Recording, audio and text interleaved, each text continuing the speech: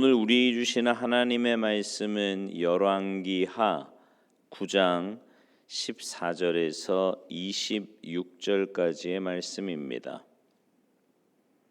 열왕기하 9장 14절에서 26절까지 우리 한 목소리로 봉독하시겠습니다. 함께 봉독합니다. 시작. 이에 nim시의 손자 여호사밧의 아들 예후가 요람을 배반하였으니 곧 요람이 온 이스라엘과 더불어 아람의 왕 하사엘과 맞서서 길르앗 라못을 지키다가 아람의 왕 하사엘과 더불어 싸울 때에 아람 사람에게 부상한 것을 치료하려 하여 이스라엘로 돌아왔던 때라. 예후가 이르되 너희 뜻에 합당하거든 한 사람이라도 이 성에서 도망하여 이스라엘에 알리러 가지 못하게 하라 하니라. 예후가 병거를 타고 이스라엘로 가니 요람 왕이 거기에 누워 있었음이라. 유다의 왕 아하시야는 요람을 보러 내려왔더라. 이스라엘 망대에 파수꾼 하나가 서 있더니 예후의 무리가 오는 것을 보고 이르되 내가 한 무리를 보나이다 하니 요람이 이르되 한 사람을 말에 태워 보내어 맞이하여 평안하냐 묻게 하라 하는지라. 한 사람이 말을 타고 가서 만나 이르되 왕의 말씀이 평안하냐 하시더이다 하매 예후가 이르되 평안이 내게 상관이 있느냐 내 뒤로 물러나라 하니라. 파수꾼이 전하여 이르되 사자가 그들에게 갔으나 돌아오지 아니하나이다 하는지라.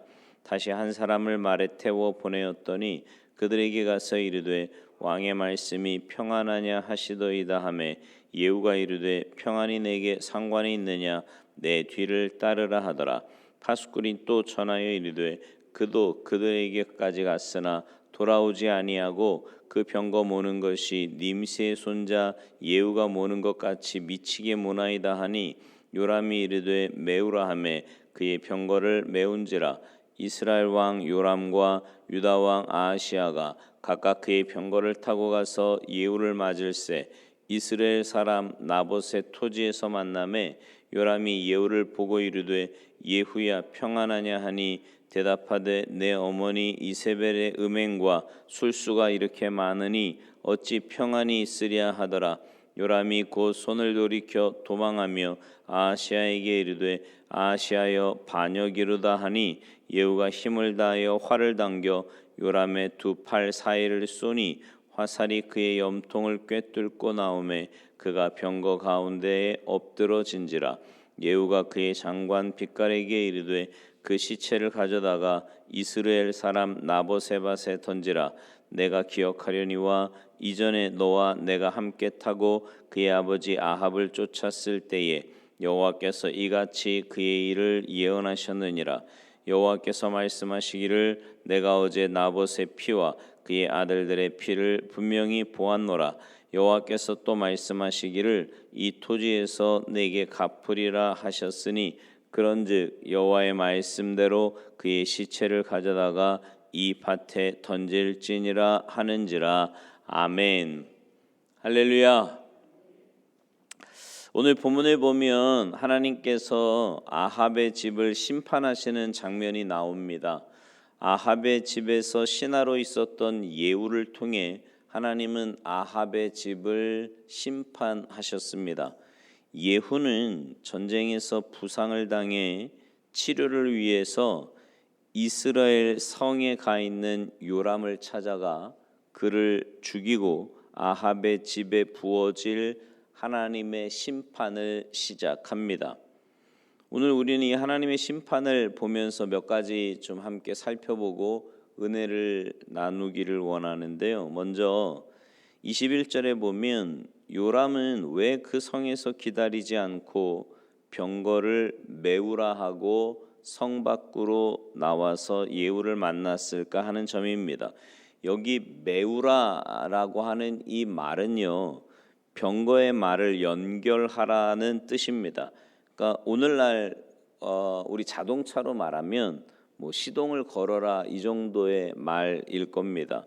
여기에 유다 왕 아하시야도 동조를 합니다. 그도 자기 병거를 타고 저 멀리서 오는 예후를 만나러 나갑니다. 왜 이 두 왕이 함께 움직여서 예후를 만난 것일까요? 이스라엘 성에 앉아 있으면서 예후를 맞이할 수도 있었을 거예요. 특별히 예후가 두 왕보다 높은 지위에 있는 사람이어서 나가 영접할 상황은 아니었습니다.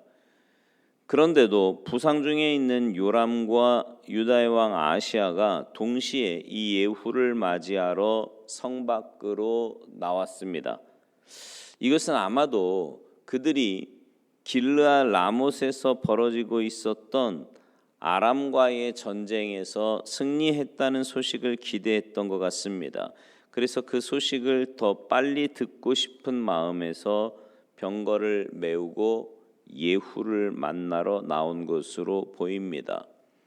그러나 이것은 그들의 생각이었습니다. 정반대의 결과가 그들을 기다리고 있었지요. 전쟁에서의 승리가 아니라 반역과 죽음이 그들을 기다리고 있었습니다. 요람이 예후에게 평안하냐고 물었을 때 예후가요 요람에게 이렇게 말을 합니다. 22절에 보면 내 어머니 이세벨의 음행과 술수가 이렇게 많으니 어찌 평안이 있으랴. 군신의 예를 갖추어서 말을 해야 할 예후가 내 어머니 이세벨이라고 했을 때 요람이 얼마나 당황을 했겠습니까? 그리고 그것이 반역이라는 것을 알았을 때 얼마나 섬찟했을까요? 하나님은 악인을 심판하실 때 뜻하지 않은 재앙으로 심판하십니다. 전혀 생각하지 못하고 있을 때에 하나님의 심판이 도적같이 임하는 거예요. 악인들은 하나님이 살아계시다고 생각하지 않습니다. 그러니까 이 세상을 자기 마음대로 자기 생각한 대로만 삽니다. 그것이 습관이 되고 버릇이 되어서 그들의 마음에는 하나님이 아예 없지요. 그렇게 자기 생각과 자기 마음대로 살다가 살아계신 하나님의 역사가 나타나게 되면 당황하는 겁니다. 도적같이 하나님의 역사가 임하는 거예요. 여러분, 우리는요 하나님이 살아계심을 잊지 말아야 합니다. 마귀는 우리가 하나님이 없는 것처럼 행동하게 만들어요. 하나님이 없는 것 같이 거짓말하게 하고 심판이 없는 것처럼 죄악을 행하게 만듭니다. 그러나 지혜로운 사람은 하나님의 살아계심을 기억하는 사람입니다. 지혜로운 처녀가 늘 신랑이 오기를 기다리는 것과 마찬가지로 하나님을 경외하는 사람은 주님 앞에 설 것을 준비하는 사람입니다. 또 하나, 아합의 아들 요람이 죽은 장소가 이스라엘이라는 곳이었던 것이 이게 우연인 것 같지만 하나님의 말씀대로 된 거예요. 당시 전쟁이 벌어지고 있는 곳은 요단강 동편의 길르앗 라못인데 요람이 죽음을 당한 곳은 그 서편에 위치한 이스라엘입니다.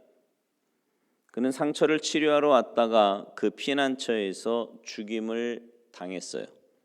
이 이스라엘은 하나님께서 그의 선지자 디셉 사람 엘리야를 통해서 아합에게 심판이 있을 것을 예언하신 장소입니다. 열왕기상 21장에 보면 아합이 탐욕을 부려서 이스라엘에 있는 나봇이라는 사람의 포도원을 빼앗습니다. 하나님의 율법을 기억해서 왕에게 포도원을 줄 수 없다고 하는 나봇을, 이 나봇은요 당시에 하나님의 말씀대로 살고자 했던 경건한 사람입니다. 당시 이스라엘이 바알 우상을 섬기면서 자기 마음대로 살았던 반면에 이 사람은 하나님의 말씀대로 살고자 했던 경건한 사람이었어요. 그런 나봇을 이세벨은 거짓 증인들을 내세워서 하나님과 왕을 저주한다고 하여 사람들의 손에 돌에 맞아 죽게 했습니다. 그리고 그 탐욕의 포도원을 빼앗아 취했어요. 하나님께서는 엘리야를 통해서 아합에게 심판이 있을 것을 말씀하시죠. 열왕기상 21장 19절에 보면 너는 그에게 말하여 이르기를 여호와의 말씀이 내가 죽이고 또 빼앗았느냐고 하셨다 하고 또 그에게 이르기를 여호와의 말씀이 개들이 나봇의 피를 핥은 곳에서 개들이 내 피 곧 내 몸의 피도 핥으리라 하였다 하라. 22절 또 내 집이 느밧의 아들 여로보암의 집처럼 되게 하고 아히야의 아들 바아사의 집처럼 되게 하리라. 이는 내가 나를 노하게 하고 이스라엘이 범죄하게 한 까닭이니라. 이 하나님의 말씀대로 심판이 이루어진 겁니다. 여러분, 우리에게 말씀하시는 하나님의 계명을 우습게 여겨서는 안 됩니다. 하나님의 말씀을 지키기에 힘쓰고 애써야 합니다. 내가 어려운 말씀들 발라내고 믿는 것은 여로보암과 아하스의 악한 믿음을 따르는 거예요. 하나님의 말씀은 그냥 하나님의 말씀으로 받아야 되는 겁니다. 말씀이 아니라 그러면 나도 아닌 거고 말씀이 그렇다 그러면 나도 그런 거예요. 하나님의 말씀을 자꾸 내 생각과 상황에 맞춰서 바꾸려고 하지 말고 내가 하나님의 말씀대로 변해야 된다 말입니다. 그게 올바른 신앙인의 모습이라는 거죠. 요한계시록 3장 10절에 보면 주님은 빌라델비아 교회에게 말씀하실 때 이렇게 말씀하셨어요. 내가 나의 인내의 말씀을 지켰은즉 내가 또한 너를 지켜 시험의 때를 면하게 하리니 이는 장차 온 세상에 임하여 땅에 거하는 자들을 시험할 때라. 하나님의 말씀을 기억하여 인내하면 하나님이 지키시고 시험의 때를 면하게 하신다는 말씀이에요. 그러나 눈에 보이는 상황 때문에 혹은 내 감정이나 경험으로 하나님의 말씀을 거역한다면 하나님의 심판이 임하게 되는 겁니다. 그러니까 늘 기억해야 돼요. 하나님의 말씀, 눈앞에 보이는 상황이나 아까도 말씀드렸지만 악한 원수 마귀는 어떻게 해서든지 우리로 하여금 말씀대로가 아니라 눈에 보이는 상황대로 내 감정대로 내 생각대로 경험대로 살게끔 자꾸만 만들 거예요. 근데 그런 상황에서 하나님의 말씀을 기억하고 인내하면서 그 말씀대로 살려고 몸부림치면 우리의 삶은 하나님이 지키십니다. 근데 상황에 따라 그죠? 감정 따라 내 경험 따라 그렇게 휘둘려서 말씀과 자꾸 이렇게 다른 모습으로 타협하면서 살려고 한다면 우리는 그 대가를 치르게 된다라는 거죠. 하나님은 은혜 주시는 사랑의 하나님이심과 동시에 심판하시는 공의의 하나님이시기도 합니다. 우리는 하나님의 자녀로 분명 하나님의 은혜와 사랑 가운데 살아가는 사람들이에요. 그러나 우리가 하나님의 말씀에서 어긋나 살아간다면 분명히 그것에 대한 심판은 있다. 왜요? 하나님의 자녀답게 살라고요. 하나님의 백성으로 돌아오라고 매를 드시는 거지요. 우리가 날마다 이렇게 주님 앞에 나와 말씀을 듣고 하루를 시작하는 여러분 모두는 하나님께서 주신 그 말씀 붙잡고 그 말씀대로 믿음으로 하루하루 살아가시기 바랍니다. 그래서 하나님 예비하시고 베푸시는 크고 놀라운 은혜 가운데 살아가는 아름답고 복된 삶이 되시기를 주님의 이름으로 축원합니다. 기도하시겠습니다. 하나님 감사합니다. 저희들에게 하나님의 말씀을 들려주셔서 우리가 어떻게 살아가야 할지, 우리의 신앙의 모습은 어떤 모습이어야 할지 깨닫게 하시니 감사를 드립니다. 매일매일 주님 앞에 나와 하나님의 말씀으로 하루를 시작하는 주님의 귀한 백성들에게 크고 놀라운 은혜와 사랑으로 덧입혀 주시고 무엇보다 말씀대로 살 수 있는 믿음도 허락하여 주셔서 그 하나님의 말씀대로 순종하는 자에게 예비하신 크고 놀라운 은혜와 복 가운데 살아가는 복된 한 날의 삶이 되도록 은혜 내리어 주시옵소서. 감사드리며 예수님의 이름으로 축복하며 기도하옵나이다. 아멘.